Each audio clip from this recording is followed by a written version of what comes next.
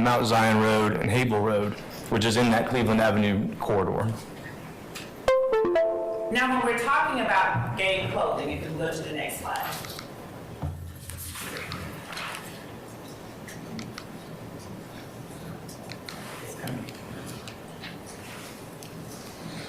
I've collected it.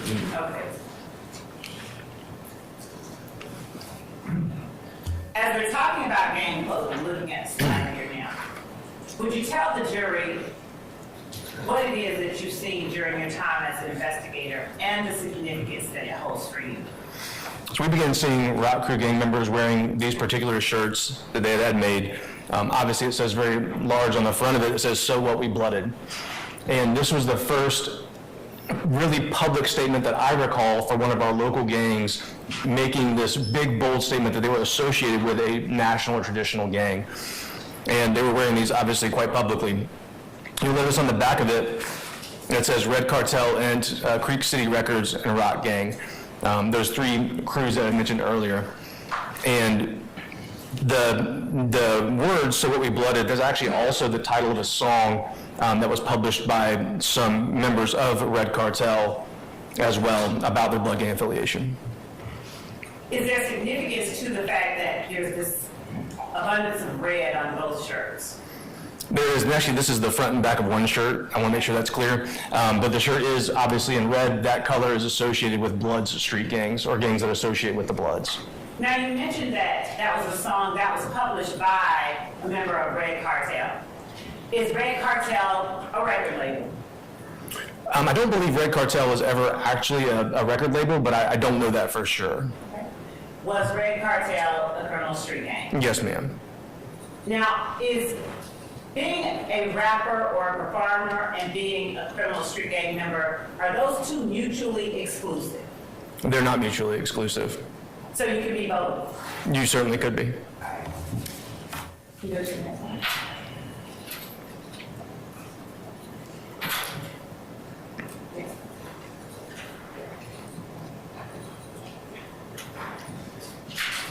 You've talked about the types of activity that you've seen or that Raised on Cleveland engaged in. Did this activity remain confined to strictly the Cleveland Avenue area of Atlanta? Oh, no, ma'am. Would you tell the jury a little bit about how it touched other parts of the county? So there were certainly other crimes that Rock Crew members were suspected of. One of them, actually two of the more notable ones that we investigated early on in our working of this gang, one was ATM theft. Objection. What's the basis? Mr. Sharp? Your Honor, under Section 4, Okay, I got it. discussion. I got it. I'm going to overrule your objection, sir. Your Honor, this is other people not on trial. I would object to that. Your Honor, these are incidents that have formed, these are personal experiences as well as experiences that Detective Belknap is Your Honor, I aware object to of. speaking. Objection. I'm going to overrule the objection. You may continue. One of those crimes was ATM thefts. Members were suspected and in some cases arrested and prosecuted for stealing ATM machines all around the metro Atlanta area. Some members were also engaged in armored car robberies. They were robbing the operators of armored cars in several places around the metro area. Their narcotics trafficking and sales were predominantly in the Cleveland Avenue corridor, in that turf or that territory.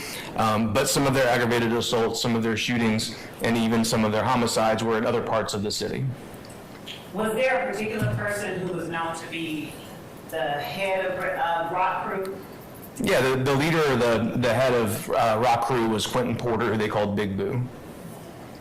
Now, did Rock Crew remain a single unit or a sort of singular gang, or did it transition into something different? So we saw a change in Rock Crew around 2012 into 2013, away from using the name Rock Crew, and we started seeing other things pop up in that area.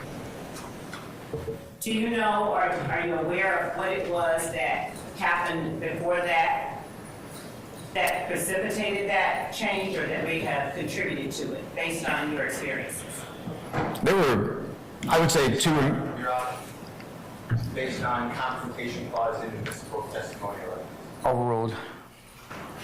Without speaking about words someone else said specifically, just generally the things that occurred. Okay, I'll do my best to abide by that. There were really, I would say, maybe three things that we observed that coincided with this change or this shift that appeared to have some influence on this change. One was law enforcement attention on rock crew. They had been obviously responsible, as I've mentioned, for a number of high-profile crimes, and the Atlanta Police Department, along with federal partners, including the FBI and the U.S. Marshals, had conducted multiple investigations that led to many arrests of rock crew members. And at that point, quite a number of them were in jail, and at the very least, what we were told in some of our interviews. You're saying and confrontation clause. Without getting into. Yeah, well, I'll sustain the objection as to that. You can rephrase it. Okay. Okay. Law enforcement was paying a lot of attention to rock crew, leading to the arrest and incarceration of many members. Another thing that occurred was this next piece. I don't know if I can say without it being. Okay. Let me ask you the question then. Okay. Did you all ever conduct any wiretaps that involved rock crew? We did. And during the listening to and reviewing of those wiretaps, did you all observe or hear members of rock crew talking to one another? We did. Foundation.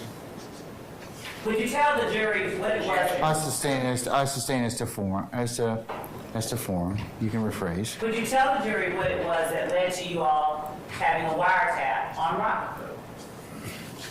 Irrelevant. Overruled. In 2011, there was a 30-deep gang member who was being prosecuted in a murder trial here in Fulton County. One of the witnesses in that case had an attempt. May we approach you? This has nothing to do Mr. Steele? with Mr. Mr. Steele? Yeah. Don't do that. You can approach.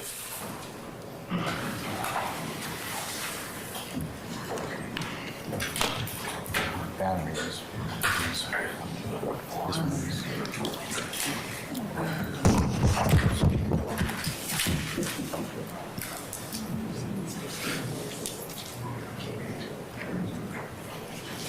All right, those are the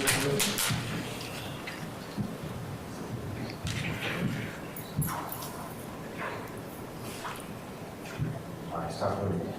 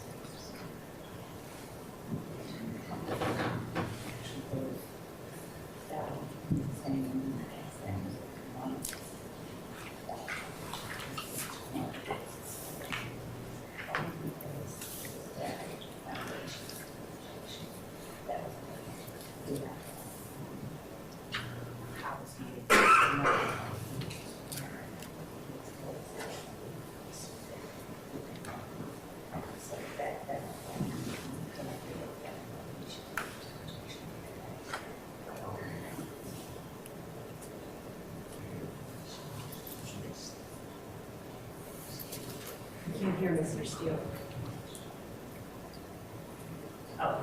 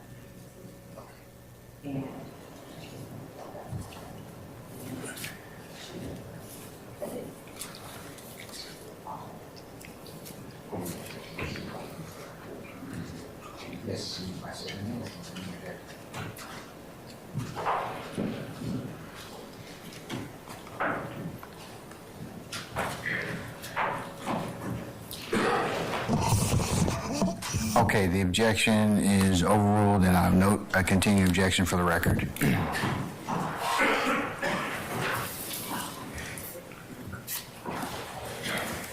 So Detective Belknap,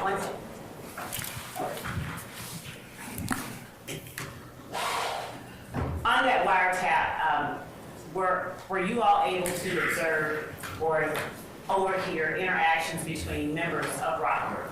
We were. And were those, were one of those members Quentin Porter or Big Boo? It was. And who was the other member? There were other members for sure involved in those conversations, but the target telephone was Timothy Thomas.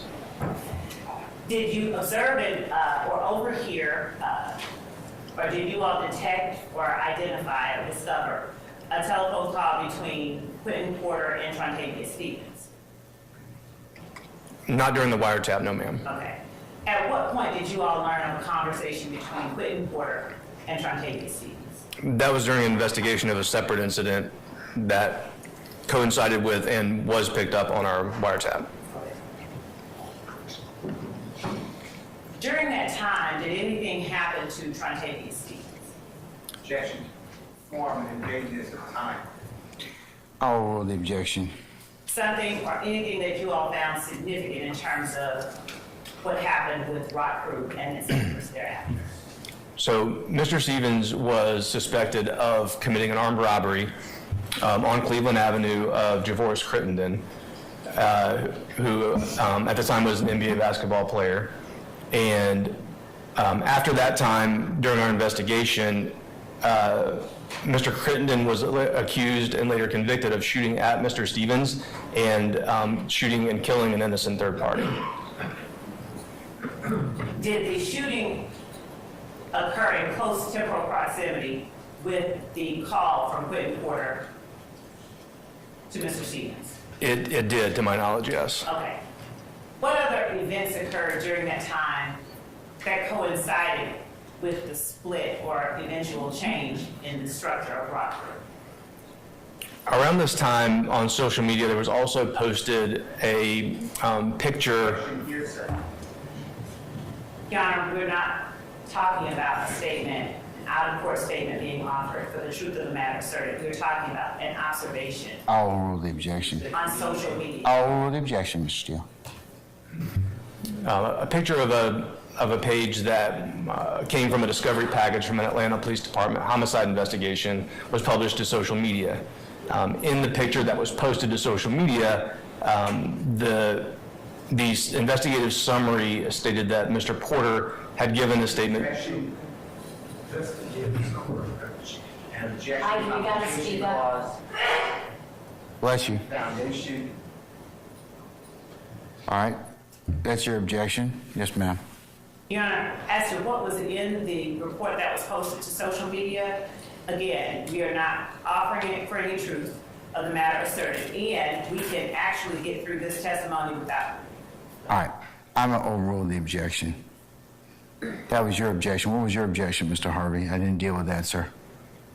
Testifying about an investigative summary that is indeed hearsay. And if it's not being offered for the truth, then it has no relevance under 401. It's more prejudicial than proven under 403.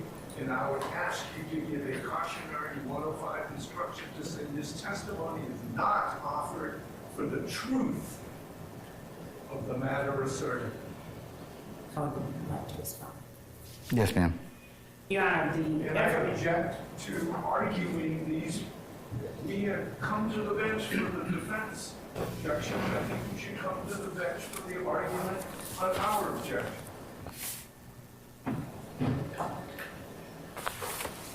Okay, since you made the objection, Mr. Harvey, come on up.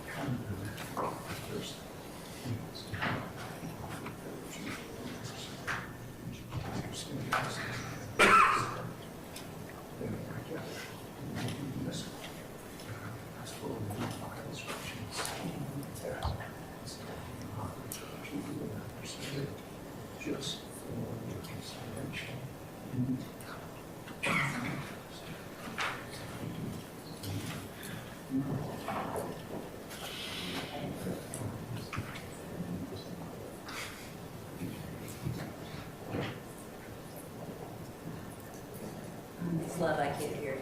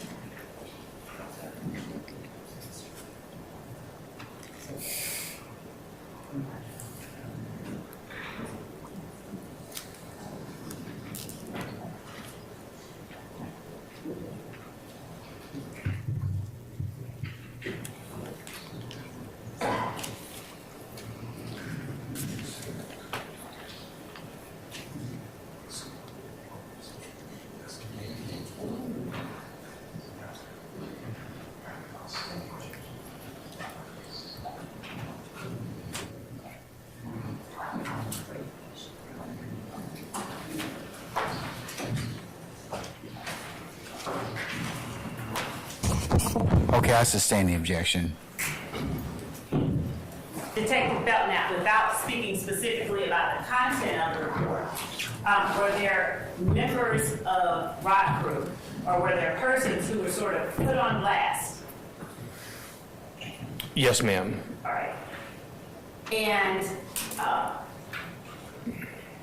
in the gang culture, can you tell the jury whether it is unusual or if it is often that things of that nature, homicide reports or investigative reports, parts of it are put up on social media? With increasing frequency, yes, we are seeing that. And what is the purpose of that generally as it relates to the gang? Objection goes to other person's speculation. Overruled. And go ahead. What is the purpose of that as it relates to gang culture and law enforcement investigations? Currently, what is probably our greatest challenge in investigating street gangs is witness tampering. And this activity has been a significant part of that, where potential witnesses or victims that are cooperating with police can be outed on social media to a large number of people on a very short amount of time, thereby making it very difficult to get people to testify, to report crimes, and to be witnesses in crimes. What was it that you observed or that law enforcement observed as it relates to the structure of ROC Crew shortly after these events? Well, essentially, ROC Crew, as we had seen it, nearly disappeared from Cleveland Avenue. We didn't see that name in use anymore, and we didn't see the same activity centered around that set of identifiers happening on Cleveland Avenue.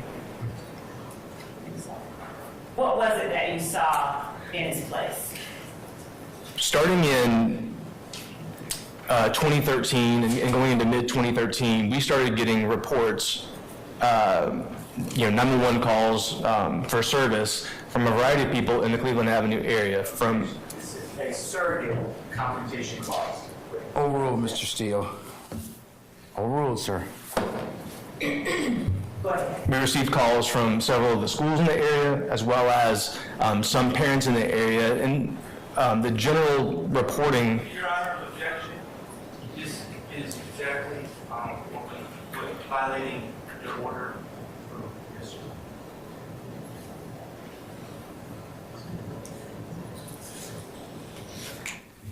Come up here, Mr. Short.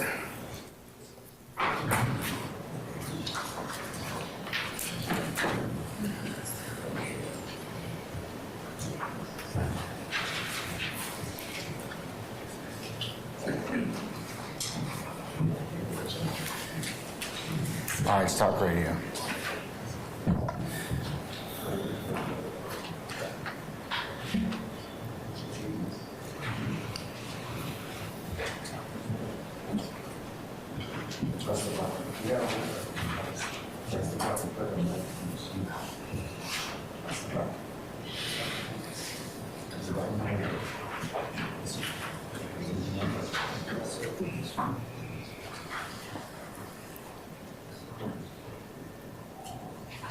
Mr. Sharp, I can't hear you.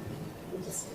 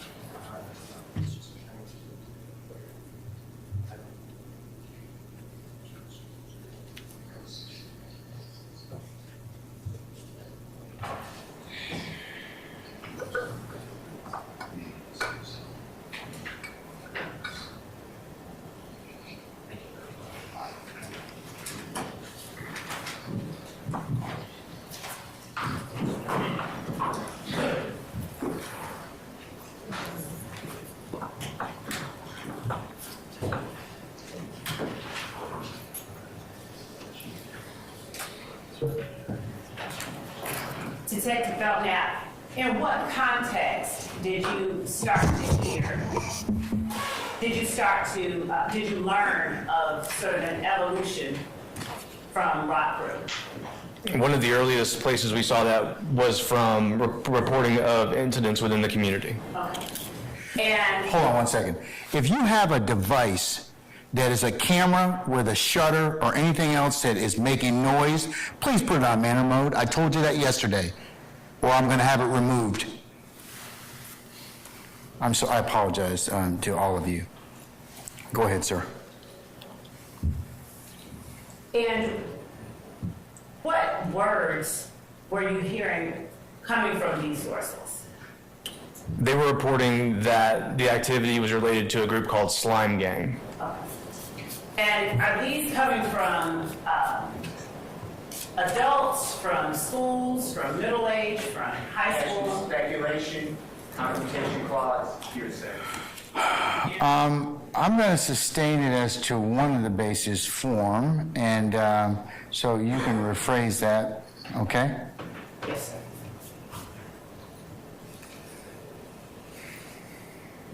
Are these reports coming into the Atlanta Police Department? Yes, ma'am. And are they coming in through civilians? Yes. Objection, speculation. Not quite. And Overruled right for now. are they related, the reports that call your attention to this slime, are they related to adults, or are they related to children, or what? Objection, Basis. go back to your order. No. Compound question. Well, the form of the question. I'll say it's the form of the question. What is the age group of the persons that these reports are related to? We were receiving reports. Hold on. I'm going to sustain the objections to form. Who had just objected? That was Mr. Steele. Let me ask a question, Ms. Lowe. Why were you getting these calls, Detective Belknap? We were getting these calls because citizens in the community were reporting criminal activity related to this slime gang.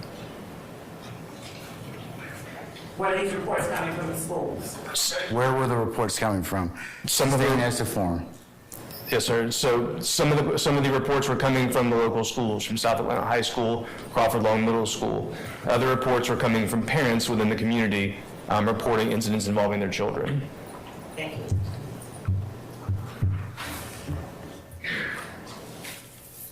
Did APD's investigation, or did APD begin investigating any particular groups as it related to those reports? We did. What was the group? What we began to discover was activity by a group calling themselves Young Slime Life.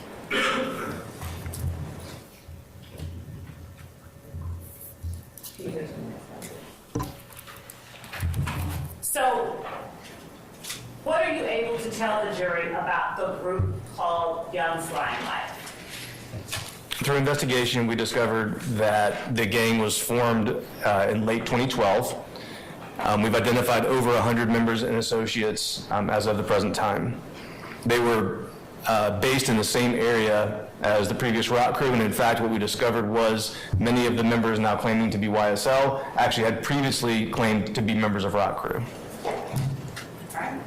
Now, did this group called Young Slime Life, did it consist of 3 or more members? It did. Would you tell the jury whether or not there were any other indicators about this group that would qualify it as a criminal street gang? Objection, Your Honor. Basis. Beyond the ken, it's not beyond the ken, excuse me, for the jury. All right, overruled. I believe we can advance the slide. We have a demonstrative. What we observed was that the group had a common name, which was Young Slime Life. Among the symbols that they used included wearing red bandanas, but also we saw the use of green bandanas. They used expressions like the word slat, which we discovered stood for slime life all the time, and they used that word slime in a variety of different ways. We saw people tattooing certain identifiers on their person, including the letters YSL, the phrase slime life, and also using 5-point stars and red accents in some of those tattoos. Graffiti was similar identifiers, but seeing that tagged in the community.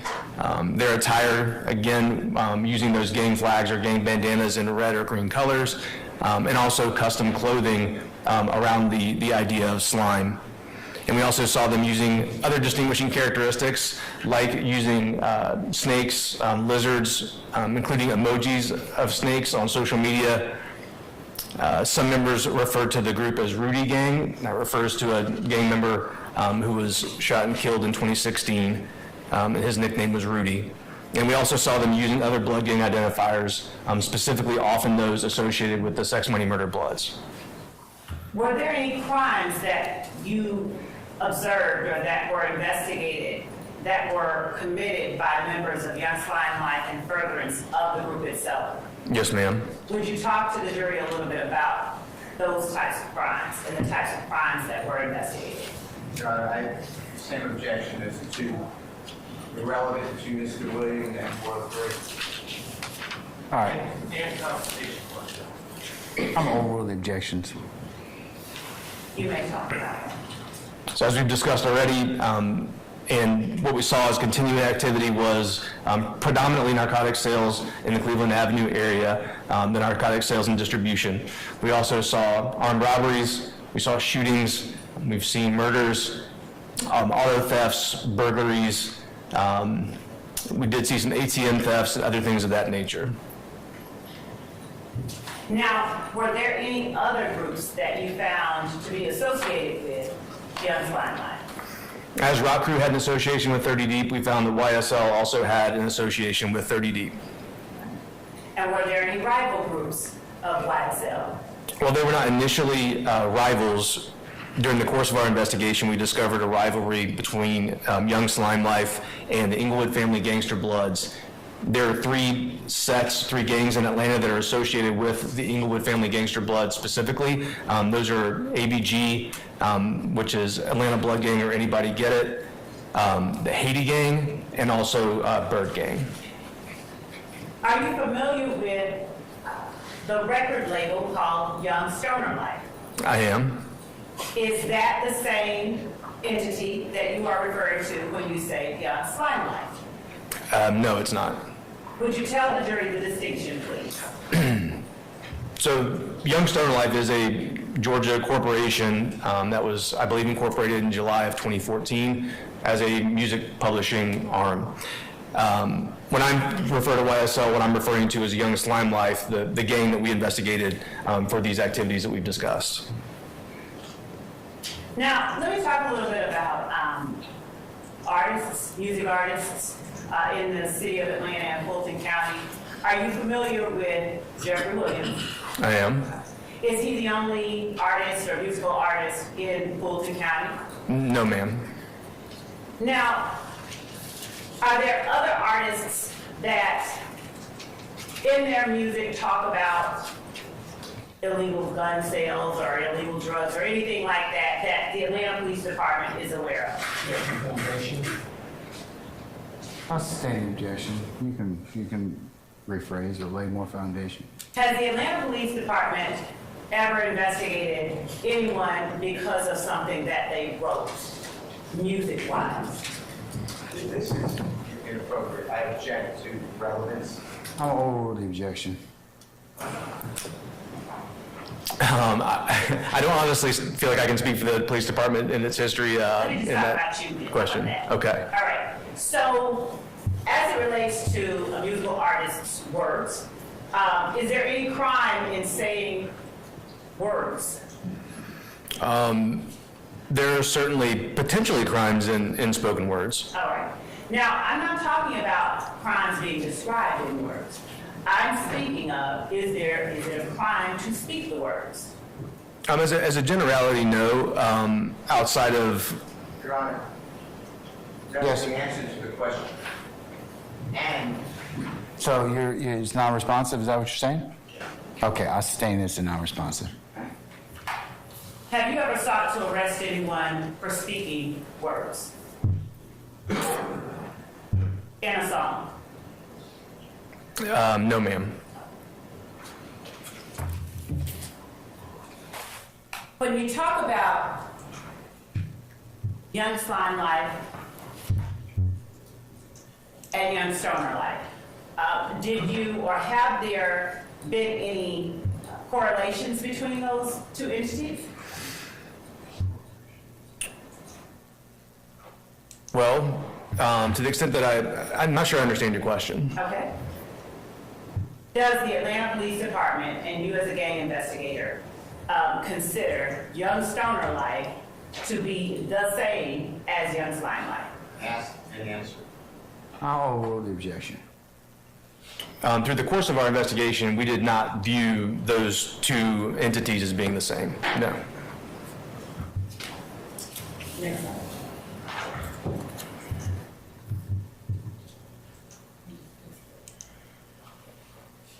Would you talk a little bit about gang colors as it relates to your expertise as a gang investigator?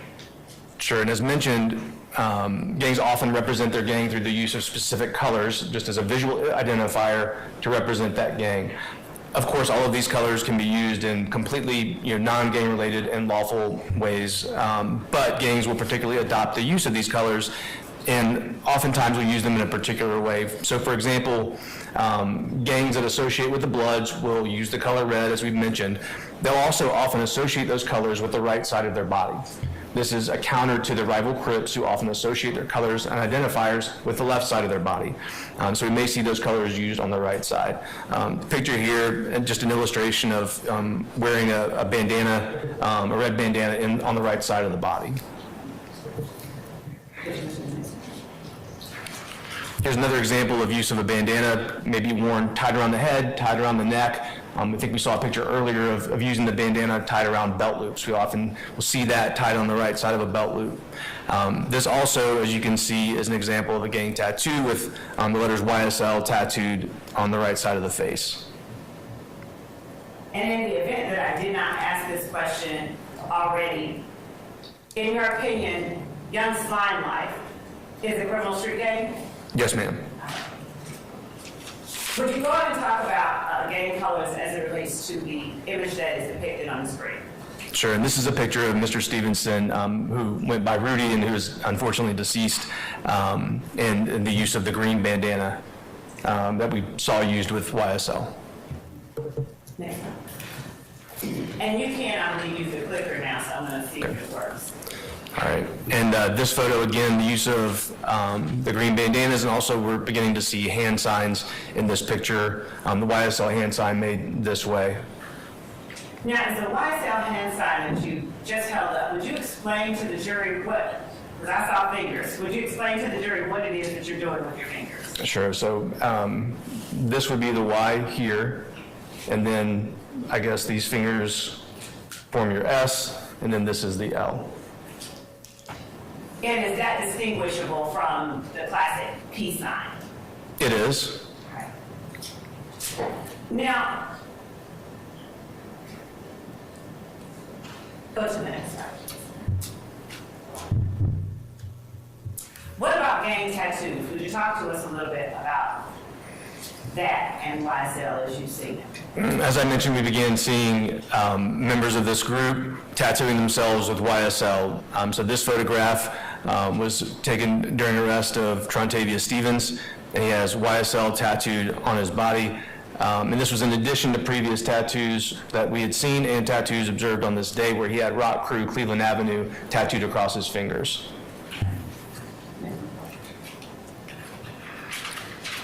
Here's another example of this tattoo. You can see on the right shoulder it says slime, and on the left shoulder it says life.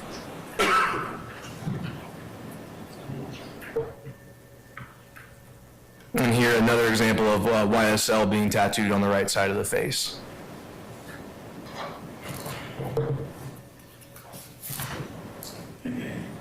Let's go a little bit more into hand signs. Would you go to the next slide?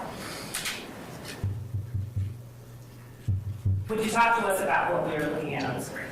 Sure, so this is an example of the YSL hand sign again, being thrown here. And so, does person wearing red, is the person wearing red throwing the YSL hand sign, or is the person wearing white throwing the YSL hand sign? Yes, I apologize. The person on the right wearing the red is throwing the YSL hand sign in this picture. What are we looking at here? This is another example of the YSL hand sign. This is I'm sorry. Go ahead, what are we looking at? This is an additional hand sign used by YSL members. It's to indicate wiping your nose, and they will draw the index finger across the lip underneath the nose in a fashion you can see here. And are there any, go back just a minute. Are there any markings or tattoos that are related to YSL depicted in this photograph? Yes, ma'am. Additionally, you can see the word slat tattooed across the index finger. Next slide.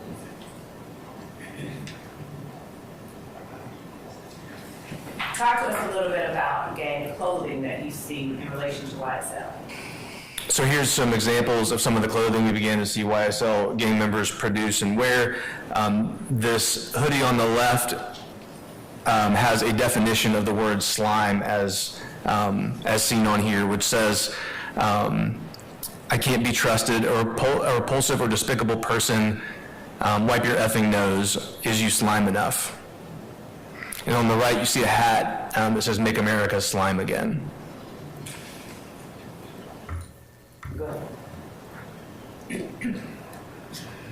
What gang graffiti have you observed as it relates to the gang YSL?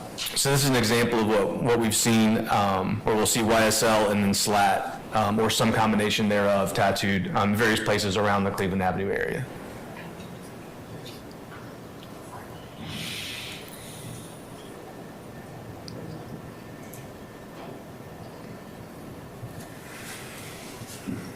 You've talked about the activity that you've seen committed by members of YSL. Did that activity constitute criminal street gang activity, the activity that you described? Yes, ma'am. And has that activity been confined to the Cleveland Avenue area in Fulton County? It has not. Has a large part of that activity occurred in the Cleveland Avenue area in Fulton County? I would say so, yes.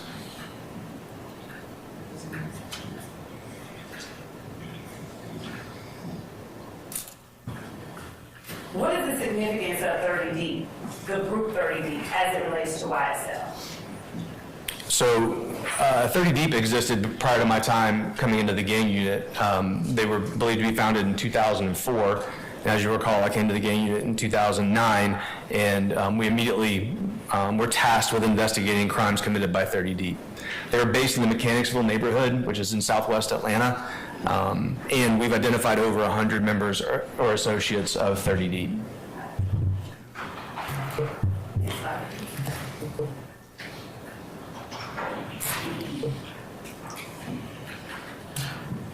What about 30 Deep allowed you to categorize it as a criminal street gang? So looking at this from the perspective of our direction from our gang law, we see that 30 Deep has a common name, which is 30 Deep. They also had several, as we mentioned before, of these sets, of these sort of subsets or cliques within the gang. Some examples of that are DRC, which stood for The Robin Crew, YRC, which was Young Robin Crew, BRC, which stood for Baby Robin Crew. That group has now taken on the name KT, which stands for Cutthroat. We saw them using signs and symbols. They make a 3-0 hand sign, and that was actually pictured in the photo before, and we'll show you another picture of it in a minute, I believe. We see them tattoo certain identifiers on their body. They use the number 30, of course. They also use 272, 372, and 972. Now, this is a good way to benchmark when the game started because those numbers correspond with numbers on the telephone keypad. Now in the era of smartphones, we probably can't even say the last time we saw a telephone keypad, but at the time, this predated wide adoption of smartphones. So the number 272 corresponds with the letters BRC on a telephone keypad, 372 corresponds with DRC, and 972 corresponds with YRC. We'd also see them tattoo their neighborhood name, Mechanicsville, sometimes Zone 3, which is the patrol zone that they were in conjunction with these other identifiers. We would see graffiti and tagging of that number 30 Deep, as well as other identifiers. And while 30 Deep started out as a non-traditional neighborhood-based gang, we did see over that time period that I mentioned earlier, 2009, 2010, 2011, that they began also taking on blood gang identifiers, wearing red bandanas and other gang-related clothing, also making custom clothing. They were often referred to as a smash gang because their staple crime was committing smash and grab burglaries of commercial stores. And their identifiers, what types of identifiers did they utilize? So the ones previously mentioned, and also began taking on other common blood gang identifiers. Were there any associated gangs as they relate to 30 Deep? Yes, so we found they were associated with ROC, as mentioned, then YSL. They also had an association with the Goodfellas street gang. How is that association reflected in what you observed or what you learned about or investigated during your time with gang? What we saw was a cooperation between those two groups and their criminal activities such that the line was blurred between the two groups. They were regularly together, both associating with each other and committing crimes with each other.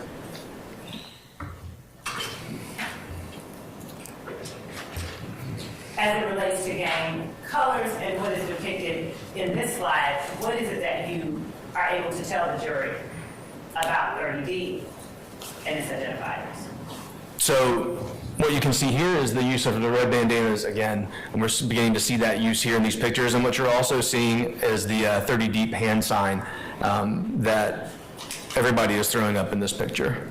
And are you able to make that hand sign? I can. So this is the 3 right here, and then the O in the middle for 30. Next slide. Here's another example of the hand sign. This is an example of that tattoo I mentioned earlier, tattooing 30, some part of their body, in this case on the face. Here's an example of the 372 for DRC. And here's an example of KT for cutthroat, tattooed on the throat. And this is an example of their gang tagging. You can see the 30 sort of in the middle on the left, also DRC in there with it. And there are a couple other sort of clicks from that area that are on here as well. And going into the next slide. Here's another one, a large 30 tattooed. And this is also going into that period where they're associating with the Bloods, and the person you see depicted here is throwing up a hand sign we'll discuss more, I believe, in a minute, which is the two guns hand sign associated with the Sex, Money, Murder Bloods. And you got into exactly what I was going to ask next. How are you able to tell that just this number of 3 and 0 with face is associated with 30D? Well, again, there are two ways that we do this. One is that we look at the content of it, and it's the number 30. There's also a 5 there, as you see in the middle, that 5 again relating to the Blood Gang. But this picture was taken in Mechanicsville, and the person depicted in this picture is a member of 30D. And what are we looking at in the slide depicted here? This is another picture of a gang tag, and in this case, this picture is actually a tag that was put on the side of the Atlanta Public Safety Headquarters building across the street from our city municipal court. So here we have 30 Deep in Mechanicsville tagged on the wall. Now, what's the significance of the slide with the shirt depicted here and the lettering on the shirt? So the initial message is obvious, it says 30 deep.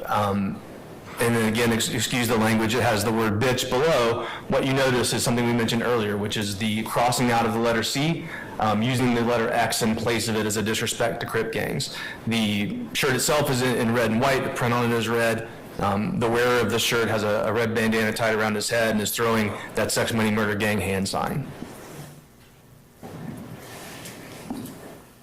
Here's some more gang clothing. So they have the 30 right here with the DRC, so 30 and the Robin crew. The picture on the right, YRC, DRC for life. In the picture on the left, you also see the wearer throwing a B hand sign that's associated with blood gangs. And are you able to show the jury how that is made with your hand? Yes, it's made like this. And what about what we're looking at here? So more gang clothing, the 972 KT4L, the 4L stands for life, so cutthroat for life. On the right, you see BRC with the 272 in KT and the gang moniker below that. Next slide. As far as the criminal activity that 30D was known to commit within Fulton County and other areas, could you talk about that? Sure. 30 Deep was heavily involved in narcotics distribution and sales in the Mechanicsville community, but what they're most known for, I've mentioned already, which was smash and grab burglaries. They essentially pioneered the art of stealing a car, driving it through the front of a store, and then sending, 5, 6, 7, 8 people inside to run in and grab as much stuff as they could, run back out, and then sell those things on the street. And when I came to the gang unit in 2009, the Atlanta Police Department greatly expanded the gang unit to respond to that exact trend. And we were tasked with attempting to interdict those crimes and stop this rash of smash and grab burglaries. But members didn't just do property crimes. They were also involved in quite a number of shootings, several murders, a lot of aggravated assaults, a lot of stolen cars, high volume theft from autos, sometimes breaking into 20, 30, 40 cars at a time. So everything from property crime to violent crime. You talked about sex, money, murder. Tell the jury the significance of sex, money, murder, and what exactly it is. Sure. So Sex, Money, Murder is a traditional gang that was formed back in 1992 in the Soundview housing projects in the Bronx in New York. That gang was initially a drug trafficking organization, and it later was part of the original group that formed the UBN, or United Blood Nation, which was formed within the Rikers Island prison facility there. The formation date, October 31st, 1993. There's a second date that some people benchmarked out of July 16th of 1993. Both those dates are used in gang literature. Sex, Money, Murder joined the UBN on June 6th of 1996, while its founder was being held at Rikers Island. And what were some of the identifiers that you have, through your training and experience, you know to be associated with sex and money murder? So the gang's name is Sex, Money, Murder. They may call it Murder Gang or some variation of that as well. They use common blood gang hand signs and symbols, including red bandanas, 5-point stars, which represent that number 5. The number 5 actually comes from the number of the 5 original UBN sets that formed the United Blood Nation. They say blat. We mentioned slat before. Blat means blood, love all the time. As a sort of counter to that, Crips will say clap, which stands for Crip love all the time. So there's all these different variations across different gangs. These guys say blat. They use the letter B heavily. They may use Boston Red Sox logos, Bentley logos, things like that have a capital letter B in them. They'll tattoo S&M on their persons, sometimes substituting the number 5 for the S to get that additional identifier in there. They'll use 5-point stars, and they'll often include red accents within their tattoos. They will tag all of these identifiers, including the gang's name, the number 5, blat, and they'll cross out tagging for rival gangs as well. They'll wear red bandanas and clothing to signify their association.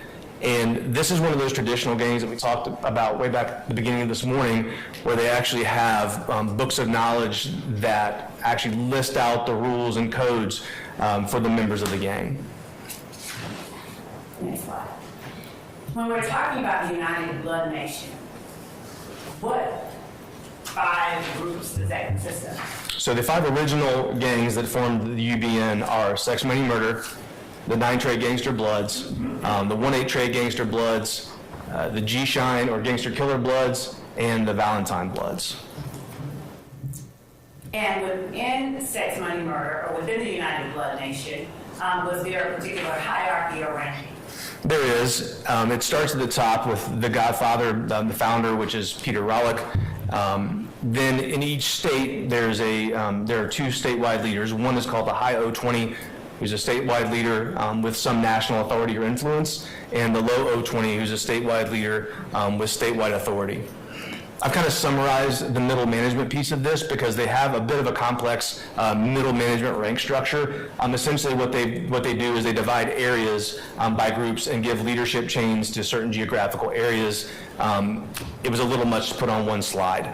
And then below that, they have the members of the gang, the foot soldiers, they're sometimes called. And have there been high O20s and low O20s identified in the state of Georgia? Yes, ma'am. And are you familiar with the names of some of those people? The high O20 for Georgia is Kyle Ory, who's currently being housed in the Department of Corrections. And what does Kyle Ory, does he have a nickname? He does. What is it? Nasty New. And as we go to the next slide, talk a little bit about the rules and codes as it relates to sex, money, murder. Sure. This is a sample of some of the rules and codes that they use. The gang itself has 31 codes that members are expected to follow that are listed out in that book of knowledge. They will sometimes use the phrase Peter roll, and that means to kill someone. So that refers to murdering somebody if you Peter roll somebody. That Peter is a reference to that founder, Peter Rollick. They refer to the gang and its members as Blazing Billies. They use the phrase rollacking, sort of a general term for just the gang's activities. As you can see, sometimes when they write it out, they'll cross out that C in rollacking. They use that expression, blood, love all the time, or blat. One example of many codes that they use is buck 50. In the prison system, that's a phrase used to refer to slashing somebody's face with a razor and causing them to have 150 stitches. That's the idea behind that.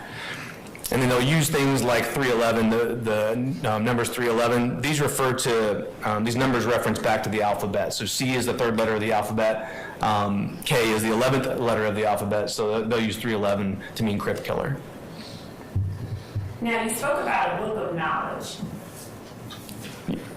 The next slide.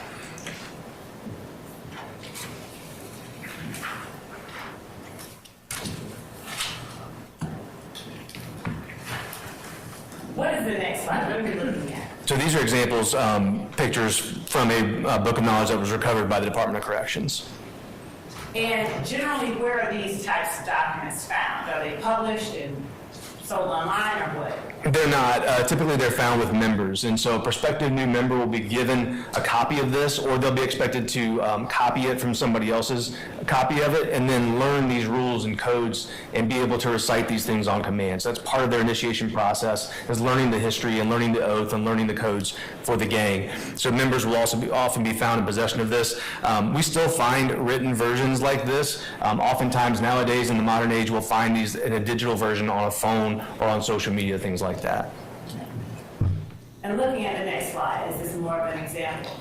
It is, and this is that list of those 31 rules for within the gang. And these are rules that govern the way that members are to conduct themselves and things they're responsible for doing and not doing within the context of the gang.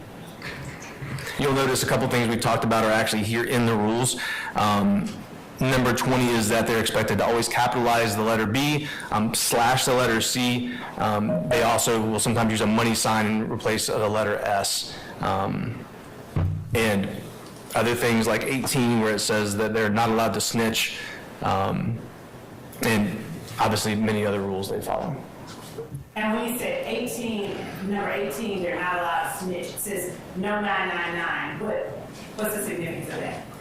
In their gang lingo, 999 means snitching, so they say no 999 or no snitching. Okay. You talked about the founder of Sex Money Murder. Looking at the next slide, who is that we're looking at? This is Mr. Rollick. And is Mr. Rollick still alive and well today? He's still alive, yes, ma'am. And is Mr. Rollick known for doing anything? In particular, is he notorious for doing anything? He, Your Honor. Basis, sir.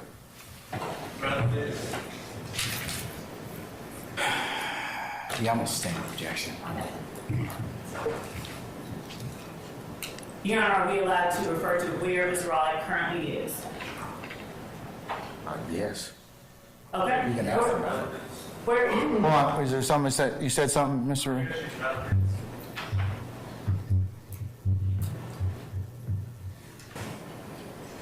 Yeah, I'll stand objection. Does Mr. Rollick currently still have any significance within the gang itself? Mr. Rollick is still considered to be the founder and leader of the gang, although he's not, I don't believe he's currently in operational control of the gang. And as we go to the next slide, would you tell the jury what it is that is significant about that? So this is an example of those gang colors that we talked about before, and the use of a red bandana, oftentimes seen in the back right pocket. As we look at the next slide, what are we looking at? So this is a gang hand sign that they use, and this is their two guns hand sign. We mentioned it and saw some examples earlier, but as you can see, they'll make their fingers into the shape of a gun, and will often hold it sort of the traditional way, is in front of the chest like this. They may now hold them separate or even just do one of those, but the two guns is their kind of primary hand sign. Looking at the next slide, what are we looking at? A large tattoo, as you can see, it says Sex Money Murder, with some bandana print sort of elements to it as well. And there's also at the top, there's a 5-point star with a capital B in the middle with SMM below it. And moving forward to the next. Here's a large SMM tattoo. And what's that underneath it? It looks like a person holding a smoking gun. And going forward to gang tagging that has been observed. Yeah, so this is a picture actually from Mount Zion Road at I-75 several years ago, Sex Money Murder tag. You see some stylization in the tag itself, but it clearly says Sex Money and the SMM for Sex Money Murder. We talked earlier about two different entities, Young Stoner Life and Young Slime Life. In gang culture, is it unusual to find legitimate organizations or legitimate businesses associated with criminal street gangs? Well, we've certainly seen, it's not a new thing for criminal organizations to get into in quasi-legitimate businesses, although typically criminal organizations don't get into purely legitimate businesses. Those are used as sometimes front companies, sometimes avenues to launder money or to otherwise mask criminal behavior. What types of organizations have you seen that have used that type of structure? I think, yeah, Give some examples of some. sort of the classic example is the mafia crime families that were in waste management and have been in gambling and things like that as avenues for money laundering and avenues to get income through contract, paying off people to get contracts and things of that nature. So these are kind of just old kind of classic examples of that. I want to talk to you a little bit about Fulton County, Zone 3, the Cleveland Avenue area. How much interaction have you had with Zone 3 and the Cleveland Avenue area and members of those communities? Quite a lot over the years.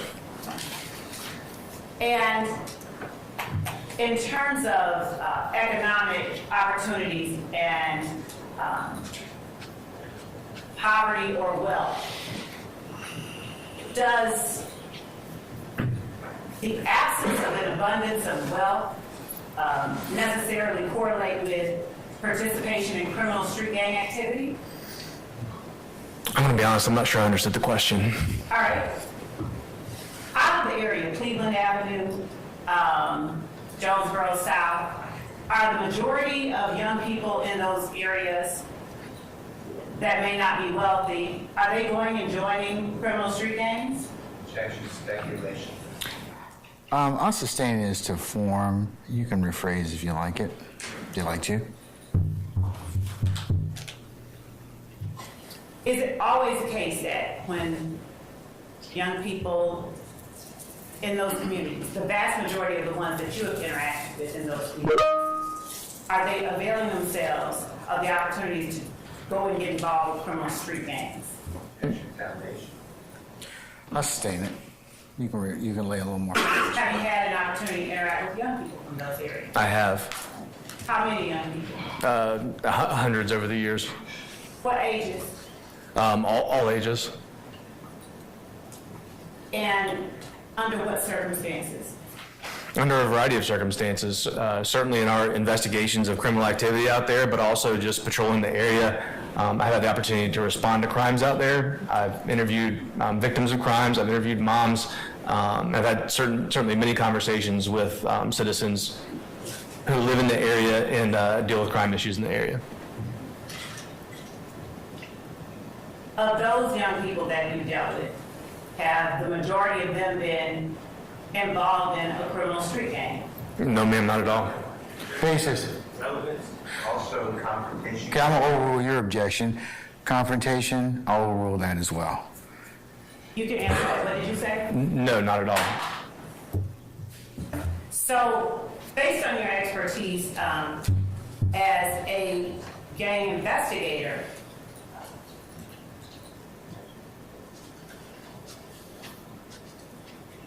does the lack of wealth necessarily mean one is going to...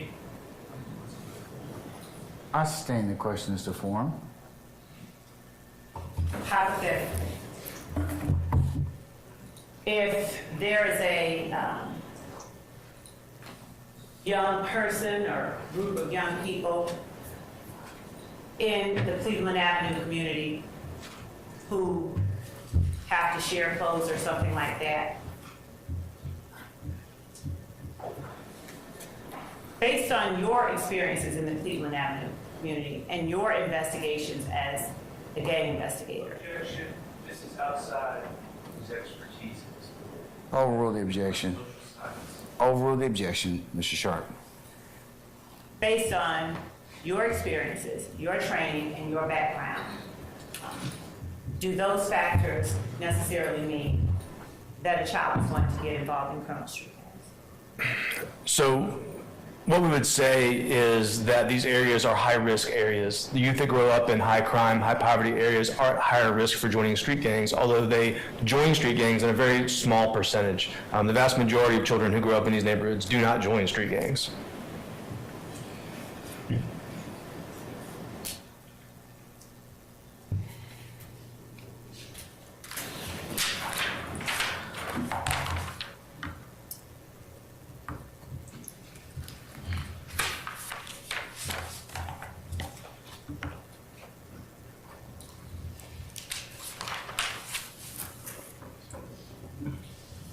Just one moment. Yes, ma'am.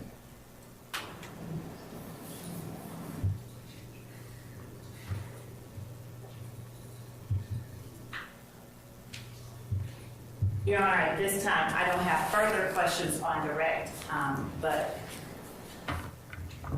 based on whether or not there is cross-examination, I would like to reserve the right to recall the take of All right.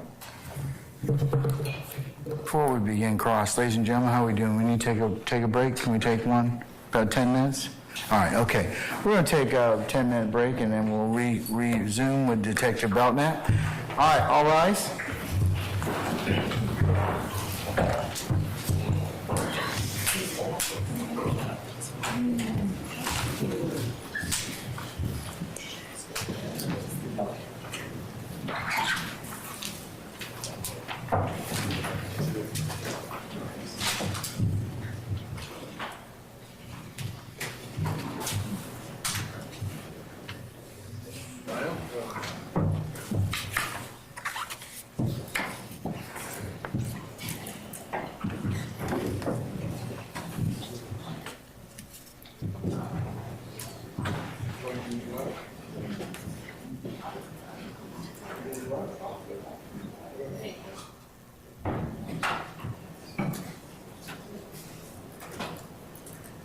All right, our jury has left us. We'll be in recess 10 minutes.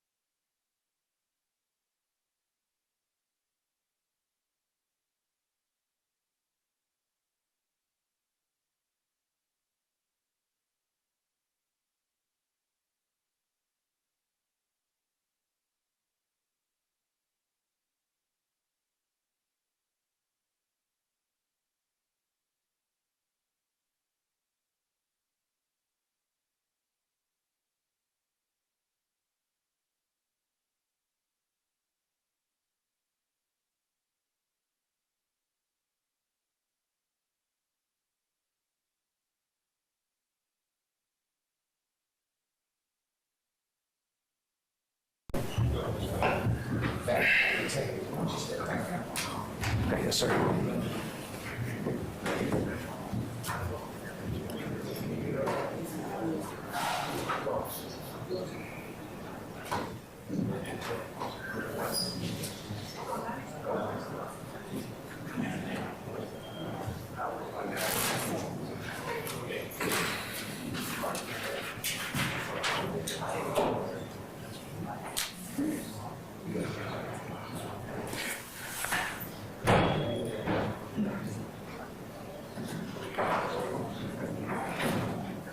Chris, you ready?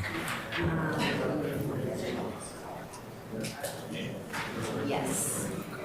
Okay, ladies and gentlemen, if I could just grab your attention right quick so we can go ahead and get started. Before we go ahead and summon our jurors, I just wanted to pose an inquiry to our members of the media here.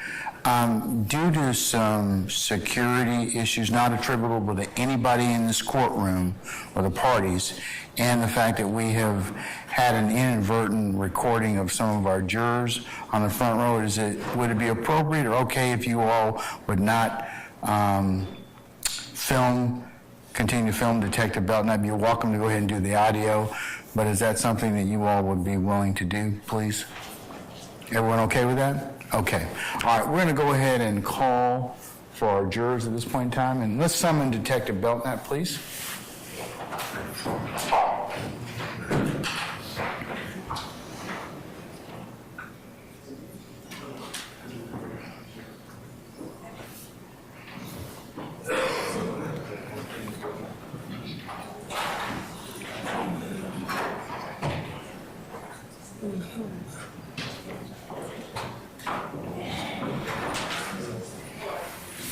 All right, summon our jurors, please, sir. All right, from jurors.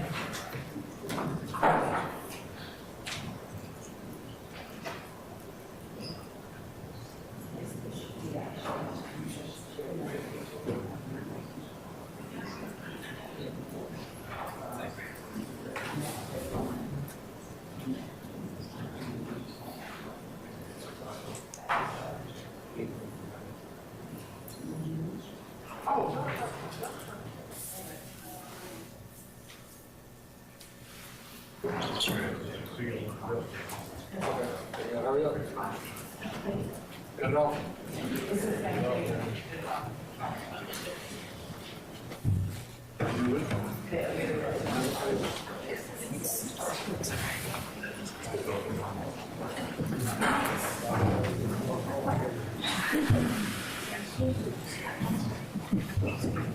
All right, ladies and gentlemen, please be seated.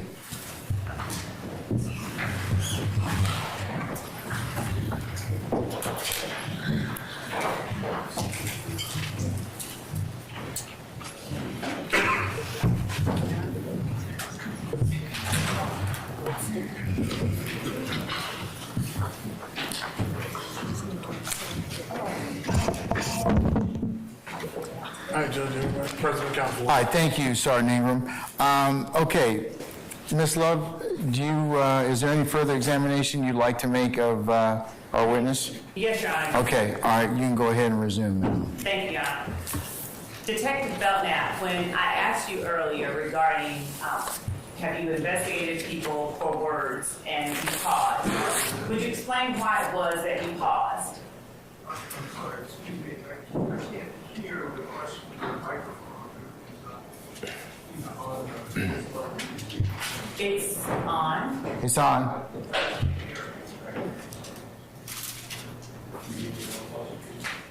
Why don't you, well, you can relocate a little further up if you want, Mr. Harvey.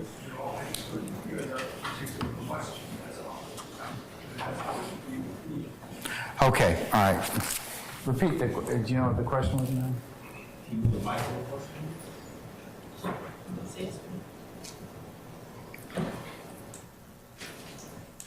Ms. Weaver, can you repeat back the last question, please? Detective Belknap, what I asked you earlier regarding have you arrested people for words and you paused? Would you explain why it was that you paused? Well, let me read that again. Detective Belknap, what I asked you earlier regarding have you investigated people for words and you paused? Would you explain why it was that you paused? Detective Belknap, when I asked you earlier regarding have you investigated people for words and you paused, would you explain why it was that you paused? I always try to be as fair and Objection false. I'll sustain the question. Or sustain the answer, I should say. Can I? You can rephrase, ma'am. Okay. Asking the question about investigating people for words, without getting into your fairness, would you explain to the jury why it was that you paused? some of our investigations involve words that may arise to the level of terroristic threats. So we certainly do sometimes investigate crimes that are committed only with words. All right. And so if I'm not talking about someone making a direct threat to another individual in person, if I'm instead talking about an individual's song that is released over the radio, have you or do you know whether it is the practice of your agency to go out and investigate or arrest artists based on the lyrics that they have written in a song? Objection for the jury to determine. I'll overrule the objection, sir. Objection lead. Overruled. No, it's absolutely not our practice.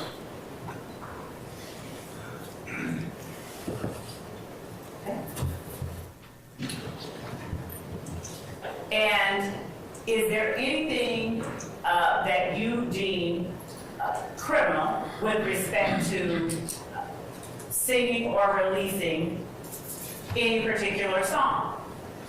As a generality, no, ma'am. And to the extent that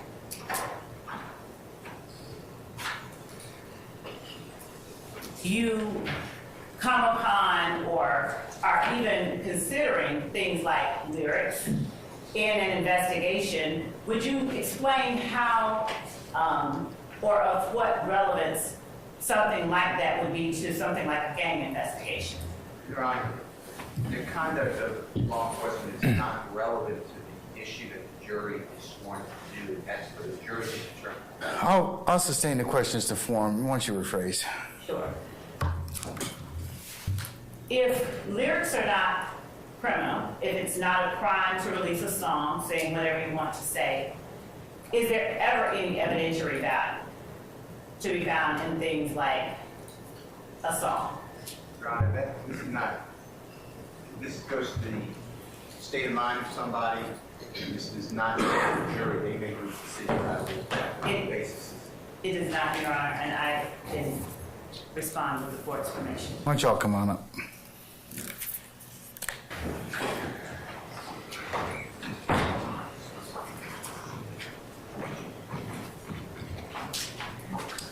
Mic check time.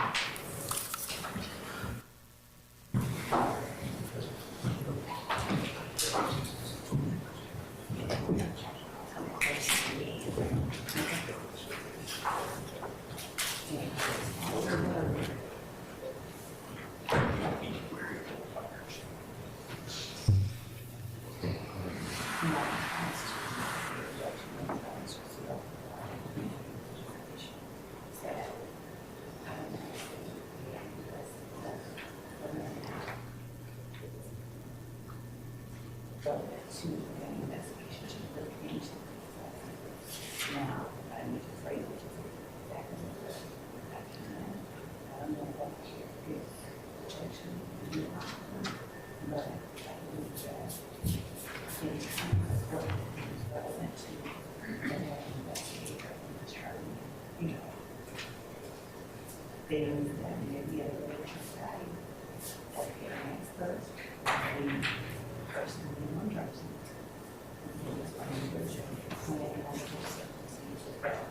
Sort of information to be around.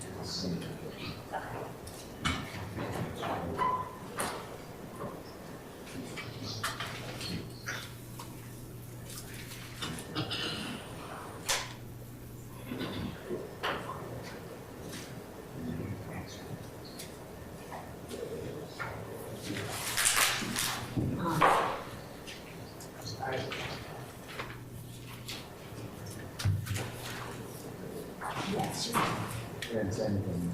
well, I just,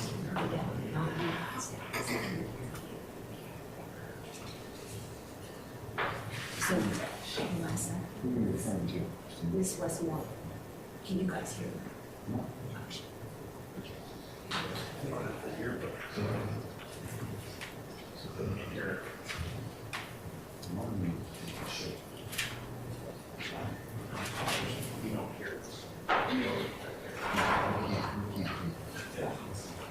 I do. Yeah. I can hear that. Let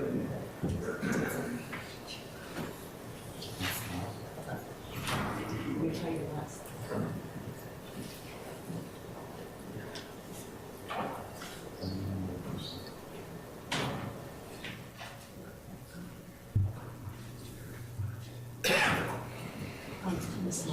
This is the last. Okay.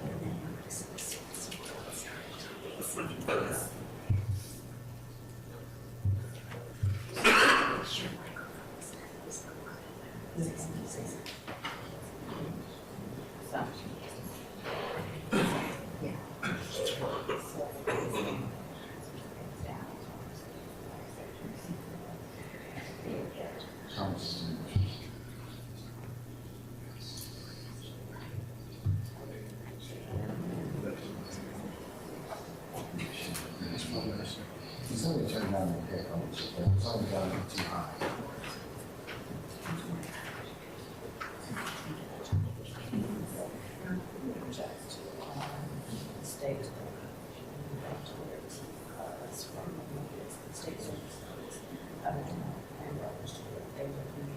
Question.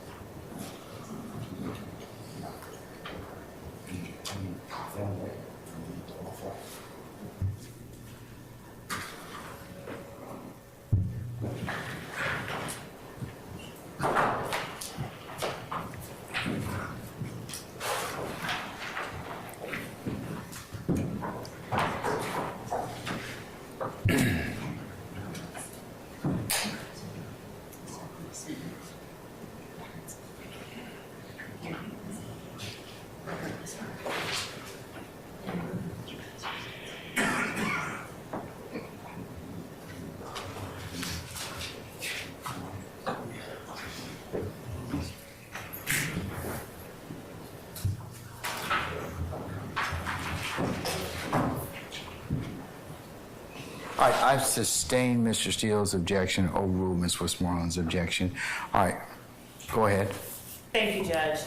Detective Belknap, as an expert in the area of criminal street gang investigations, can you tell the jury where it is that you look to find evidence of whether or not a particular act is criminal gang activity? Objection, that's intent. I'm overruled the objection. Could you repeat the question for me? Yes. As an expert in the field of criminal street gang investigations, would you tell the jury some of the sources of information that you obtained to determine whether or not activity is rightly deemed criminal gang activity? So as I mentioned much earlier now, some of the core things we're looking for in a particular crime are going to be evidence of the motive for the crime itself, evidence of any group affiliations of the people involved, either as a perpetrator or a victim, the display potentially of gang identifiers and things of that nature. I'm going to object. This has already been asked and answered. Overruled the objection. During the crime itself. And to find those types of evidence, we may do a number of things. That may include interviews with victims and witnesses.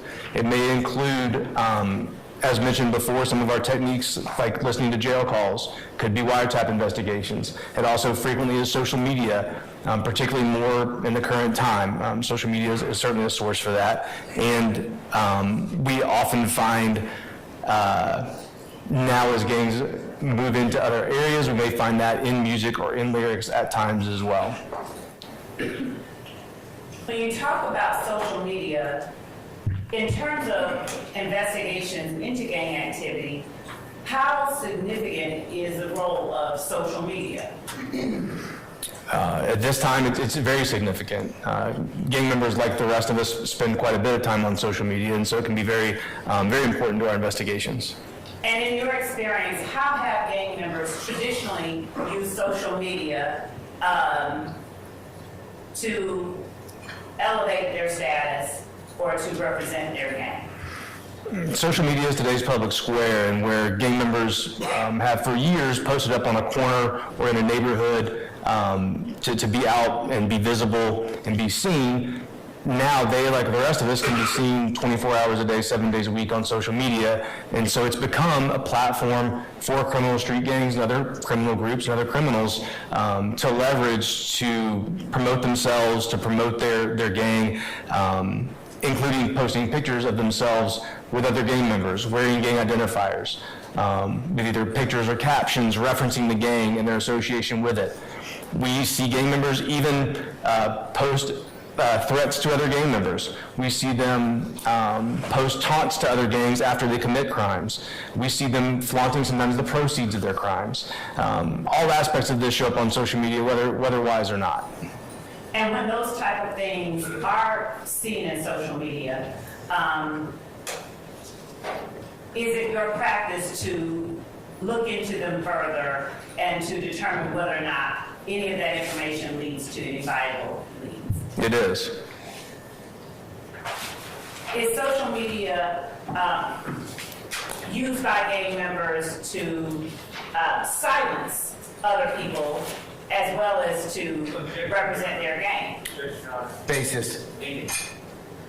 I'll stand as the forum. You spoke earlier of witness intimidation as it relates to criminal street gangs. Is there any role of social media in witness intimidation that you see during your investigations? There is. Would you explain that to the jury?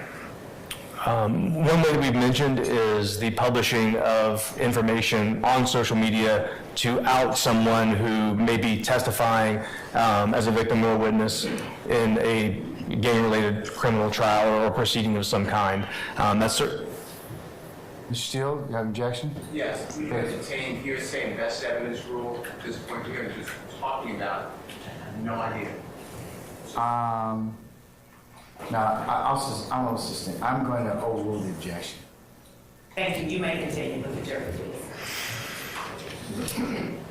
So in addition to that, gang members will often post overt threats on behalf of other members of their gang, which is going into part of the strength of the group and the threat of the group. When we're doing gang investigations, it's not just the one person or the group of people maybe that are in that particular case. The power of the gang and its fear in the community is that there's a large number of them, and even if a few are locked up, the ones that remain are still out there on the street to pose a threat to victims and witnesses, and that often happens through social media.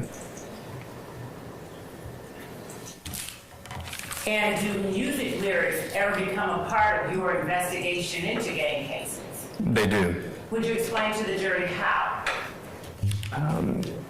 Gangs have been involved with music for decades now. This is not a new thing. It has reached new levels, though, over the past 10 or so years that I've been investigating gangs, where before we didn't see the kind of overt gang references in music to the extent that we do now. It's a much greater extent, and we see gangs much more directly referencing themselves and their rivals, and even sometimes specific people from other gangs in activities that are actually going on the street at that current time.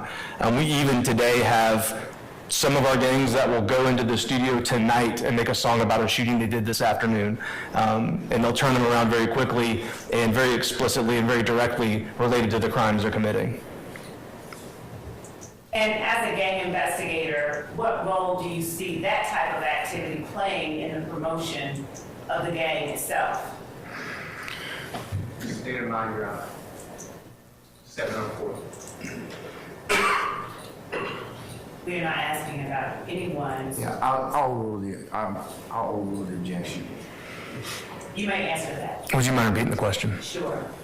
What role, as a gang investigator, do you see that type of activity that you just described? You said that a gang member may well go into a studio tonight and make a song about a shooting that the gang member did just this morning. What role in promoting the gang itself does that kind of activity play, if any at all? Music is certainly a part of most of our lives, if not all, and it's a medium that can have a farther reach and certainly be entertaining, but can also attract a lot of attention and give a platform that's large, especially if someone is talented and becomes popular.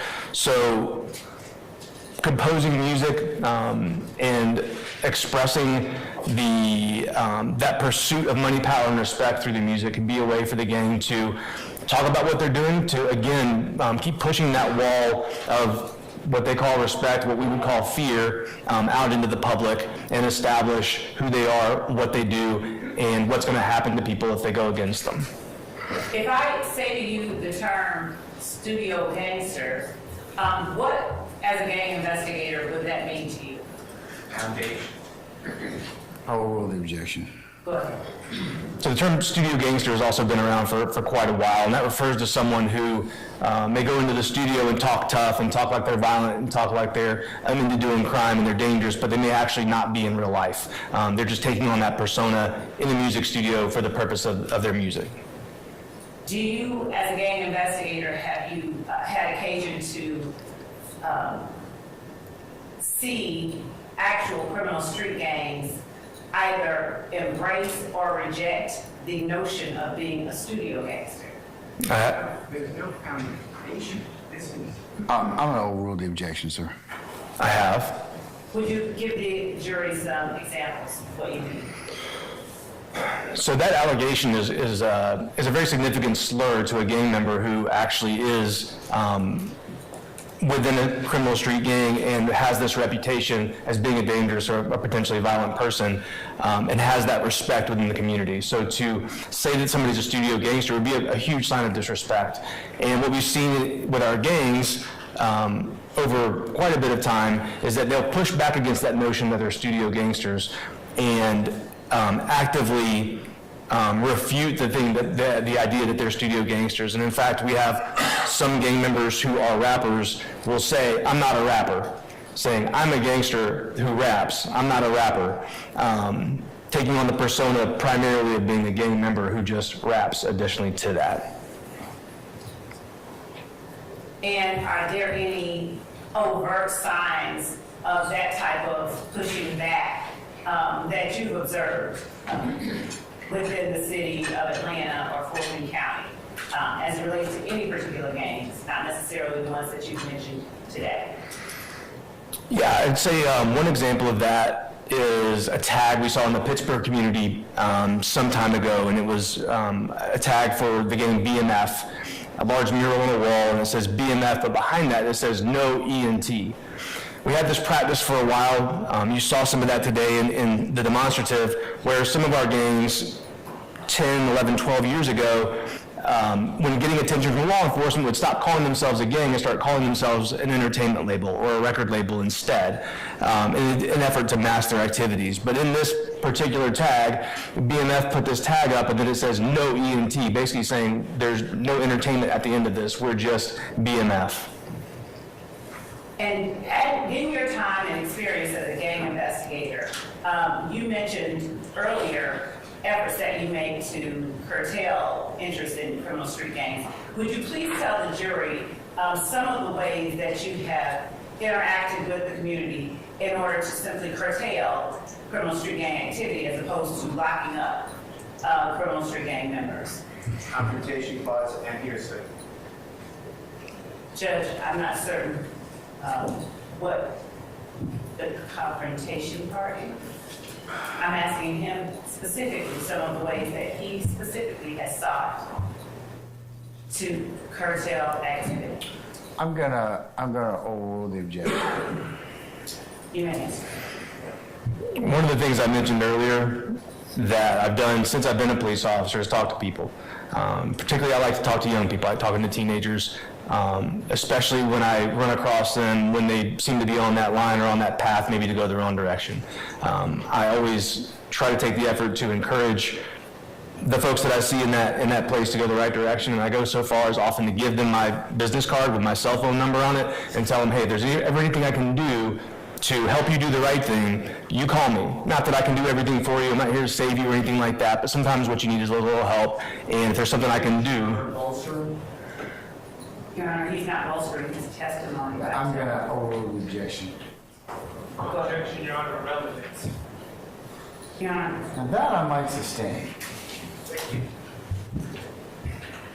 Your Honor, as it goes to protect Belknap's experience as a gang investigator and his expertise, I believe that it lends insight Any discredibility for the jury? That would be objection. Okay, So, can we move on from that? we shall. Detective Belt, now, I'm going to show you a blow-up of one of the maps that you included in your presentation that the jury has seen, and we're about to wrap this up. It is labeled 1 lowercase bravo. And I'm going to ask you if you recognize this area that is depicted on this I do. board. All right? Is this a fair and accurate blow-up of the area that you included in your PowerPoint presentation that you showed to the jury? It is. All right? Ms. Hilton, may I gain your assistance? Hang on, get this right. And without showing it to the jury, what area is depicted in State's Exhibit 1 lowercase bravo? It's part of the area around the Cleveland Avenue community. Your Honor, the state tenders 1 bravo as evidence. Or is it a demonstrative aid? Yes, it is. Yes. Sir, will this aid you in giving your testimony in front of the jury? I'm sorry, sir. Will this aid you in giving your testimony in front of the jury? Yes. Has it been changed or altered in any way from the presentation you gave earlier? No, Your Honor. Any objection, counsels, as to 1 bravo, 1B? It's not on the exhibit list that we provided this morning, or late last night. Any further objection? Okay, I'll admit 1 bravo for demonstrative purposes only. Detective Belt, now I'm going to send Ms. Hilton over, Vanna White, to you with 2 markers and ask you to identify to the jury the area that you described Rock Crew as occupying with the red marker in your hand. So I'll say, Ms. Love, not all of the area is on this particular map. Draw an arrow towards where or how far out we need to go in terms of if it spins to the right, then place an arrow to the right. Any counsels are welcome to get up and relocate themselves to look at the demonstrative 1 bravo, okay? If you choose to do so.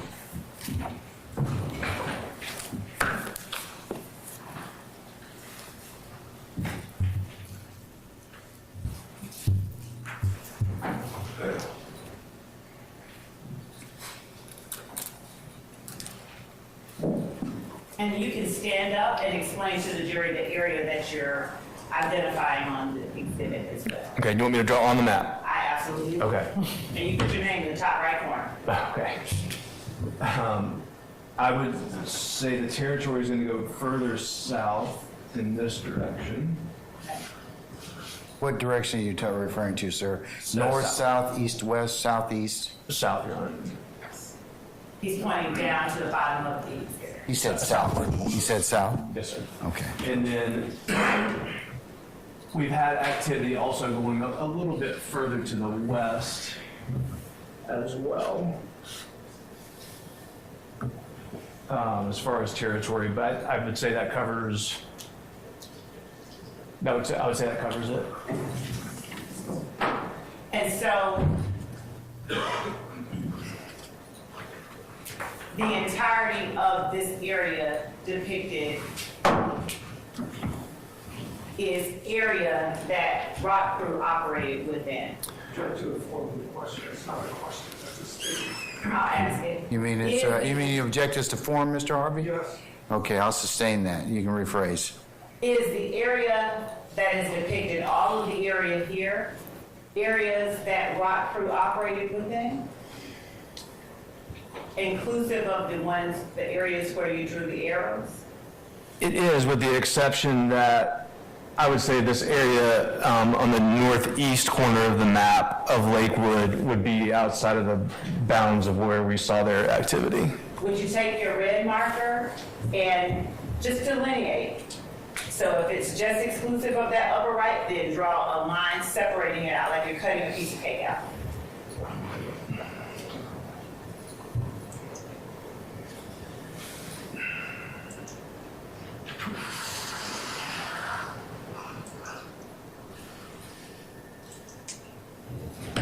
And the only exception to that would be potentially the school right here, That school is, being Kit Vision Primary School. I Would you- don't recall specifically Kit Vision Primary School having activity. I don't want to exclude it unnecessarily.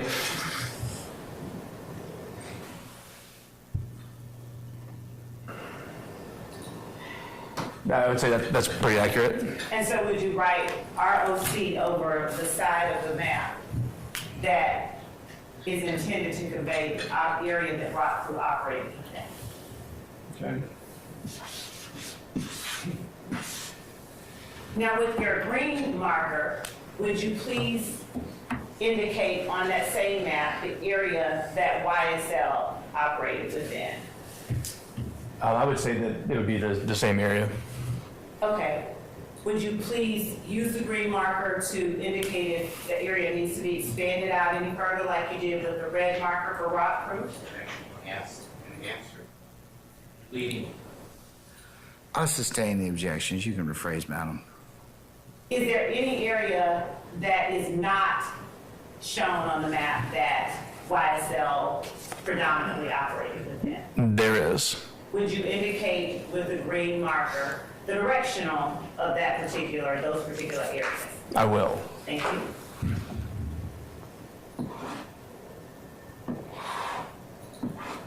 Sorry, this will. There you go.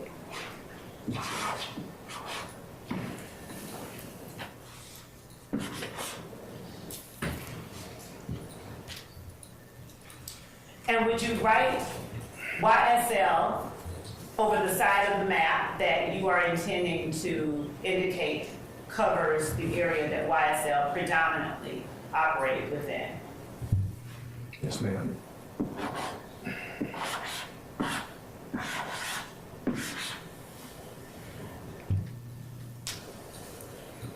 Thank you. That's all that I have. Would you please publish that to the jury?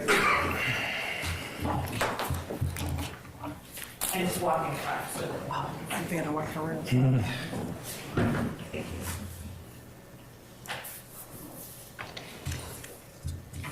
And to be clear, one more question. Would you just give the boundaries of that area that is described? Stand up and give the boundaries that we're talking about for the jury.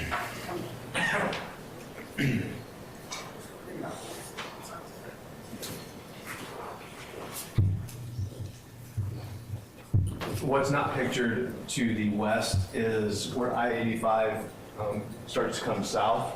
So it'd be roughly bounded by I-85 to the west, and Metropolitan Parkway. Then to the north, Ms. Love, I'm gonna actually have to get the marker back out and carve out just a little bit more of this. You have it? I would say for predominant activity, I would also block off the Polar Rock area, The what area? Polar Rock.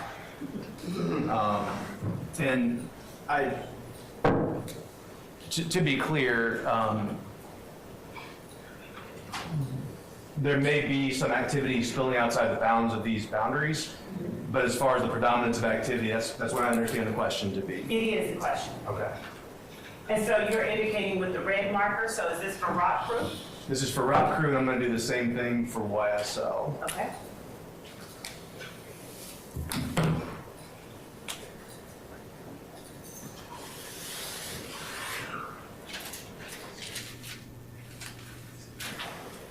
So the boundaries to the north would, it looks like essentially follows along this south river water boundary that you can see on the map. And I would say predominantly south of there, over to the area of Jonesboro Road here to the southeast, as I said, Metropolitan Parkway, maybe I-85 to the southwest. And to the south, Mount Zion Road is not pictured here lower in the map, and that area would be included as well. Is that the rock crew member YSL? Yes, ma'am. Thank you. Thank you.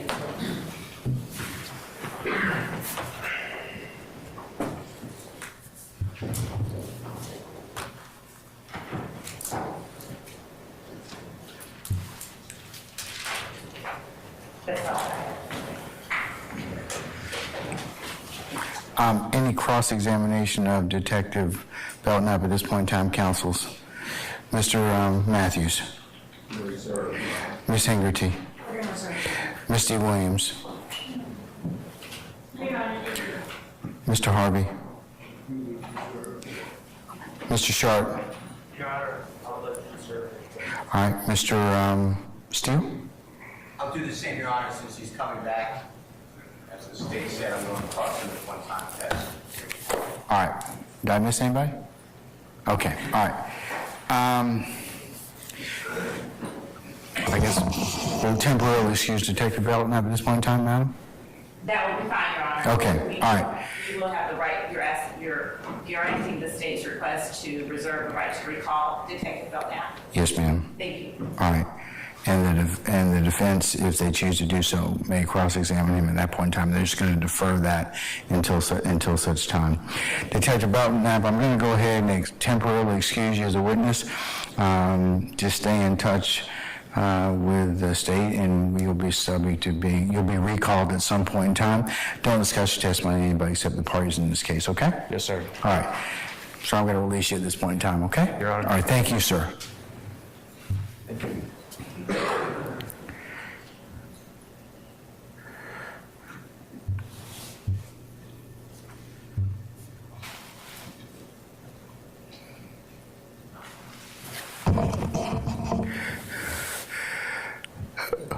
Okay, ladies and gentlemen, the hour is about 5:35, so I think it's a natural stopping point for us today. What do you think? Okay, all right, fun meter peg for the day? All right, okay. We'll go ahead and recess you for the evening and ask that you come back tomorrow.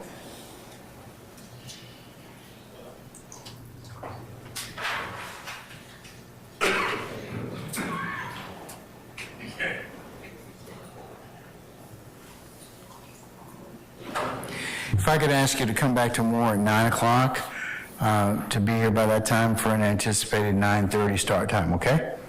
And then we'll have a pretty much full, we'll probably work till early to mid-afternoon, and then we'll conclude. As I mentioned to you earlier, Friday will be an administrative day for you all because I have some other ancillary business to take up as the chief judge, so we won't be having court this coming Friday. We will otherwise reconvene on Monday, December the 4th.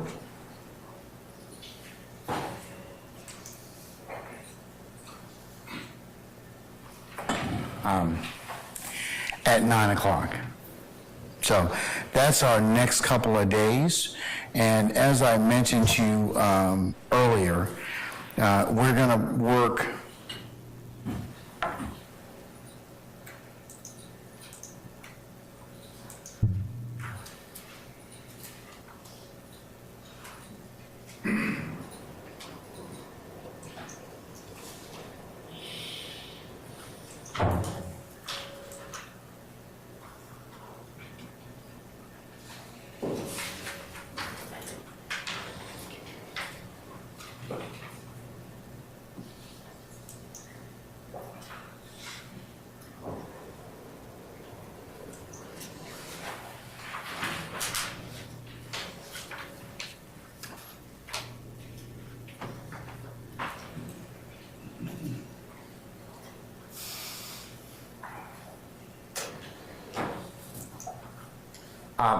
ladies and gentlemen, the 4th will be a full day. The 5th will be a full day. The 6th, that's a Wednesday, that will be a full day. The 7th, we may go for a few hours, and the 8th, we will go, the 8th is a Friday, that should be a regular day. The week of the 11th, and looking at our schedule, Sorry, Judge. I haven't said anything yet, Mr. Harvey. I thought you were talking. I haven't said anything yet. I'm sorry. All right. I'm gonna move you up front. Yes, I am. Yes, I am.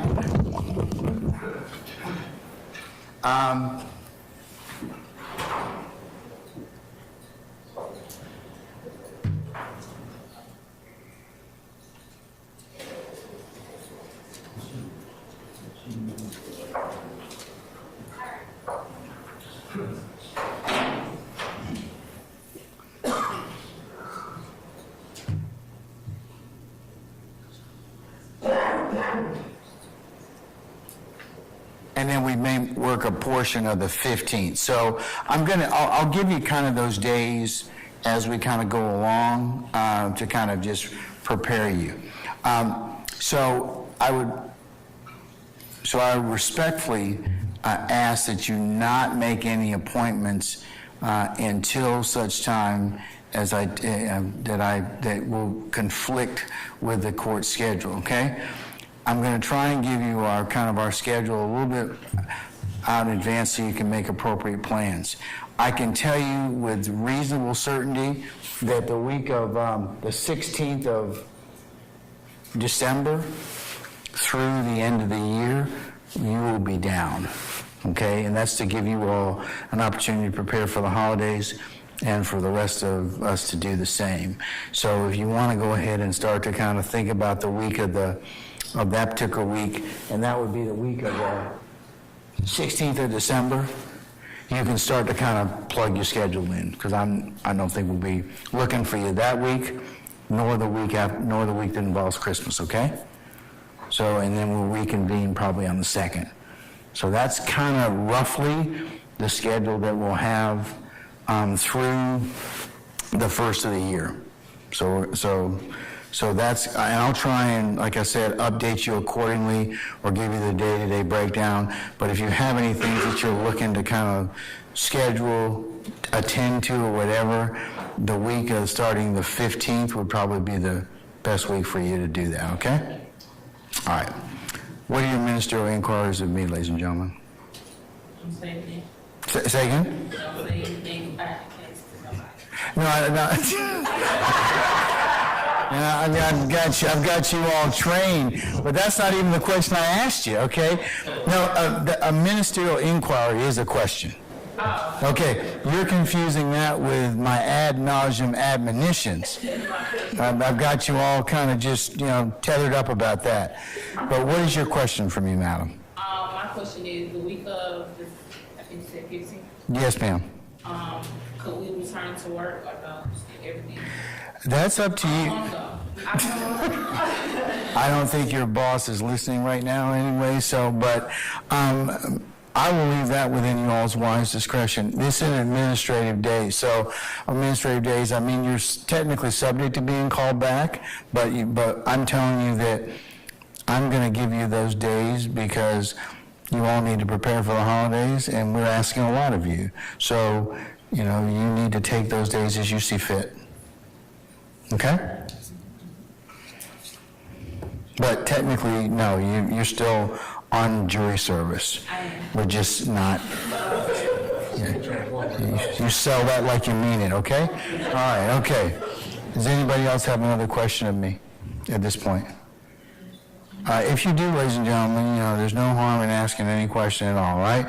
But, okay, so if you don't have any questions, but just a recap, I will go ahead and, tomorrow we'll have our day. Friday will be an administrative day for you, and then we'll start back with the week of the 4th, I'll give you the day-to-day breakdown as to whether or not we'll be working a full day, half day, or an augmented schedule. But I'll keep you firmly in mind and tell you exactly where we're going each day. Okay? All right. I do have a question. I always knew there's somebody. What's your question, madam? Will I be excused for the 5th? Of what? The 5th of this? December. No. No. John, can we, approach? Yes.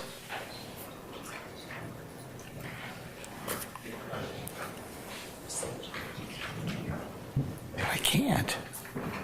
I can't.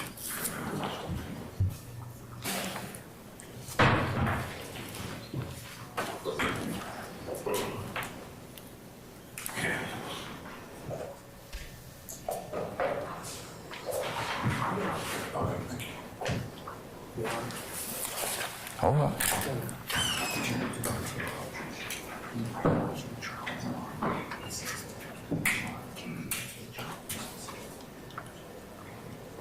What's on?